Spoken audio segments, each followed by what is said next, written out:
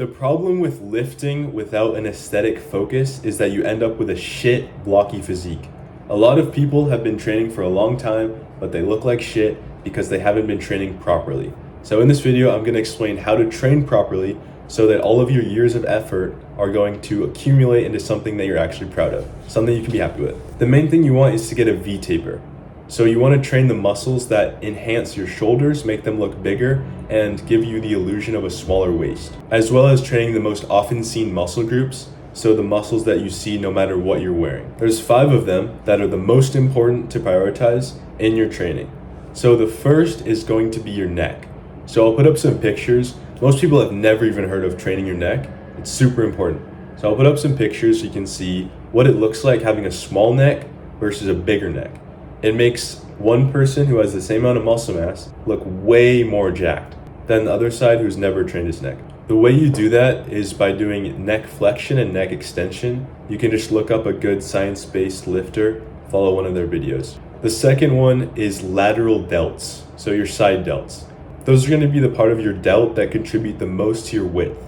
So it'll give you the most illusion of a bigger frame. Some people have different genetics when it comes to their clavicular width and their waist size, but you can still make the most of wherever you are by training your delts as much as possible. The third one is arms. Arms are super important.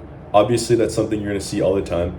And a lot of times when people think of arms, they don't include forearms, which is another problem.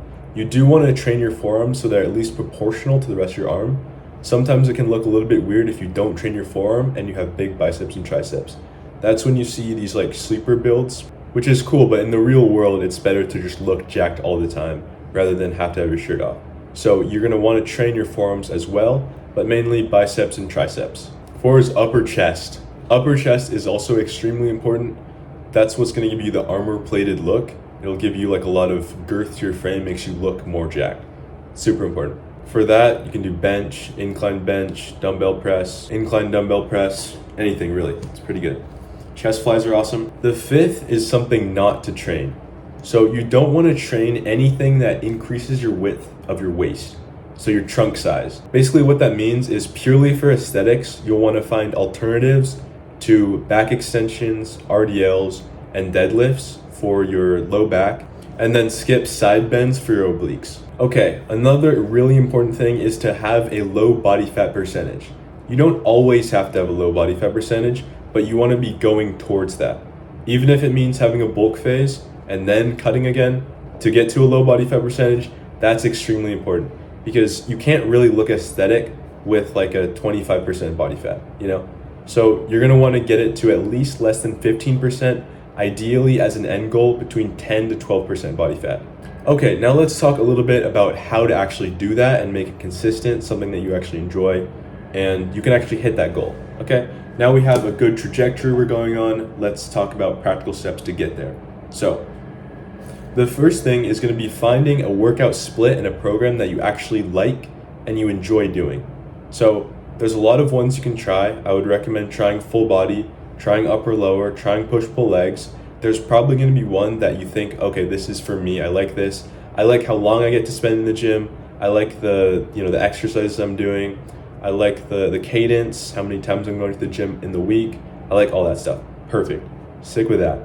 A lot of people I talk to are doing push-pull legs 6 days a week, but they only go to the gym 4 days a week. And if that is you, go to the gym 4 days a week, pick a 4-day-a-week split.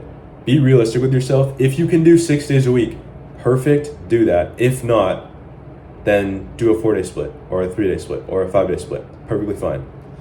Lifting is very, very forgiving, so you can do a lot of different splits, yet very, very similar results. Another thing is picking exercises that you also enjoy. So finding some exercises that you like, that you feel pain-free. Obviously, you want to have like some effort, so like the effortful kind of pain where your muscles hurt because you're working them, but not like joint pain or anything like that. This is extremely practical. So one thing that's super important in how often you go to the gym and how consistent you are is the proximity of the gym to your work or your house or your school.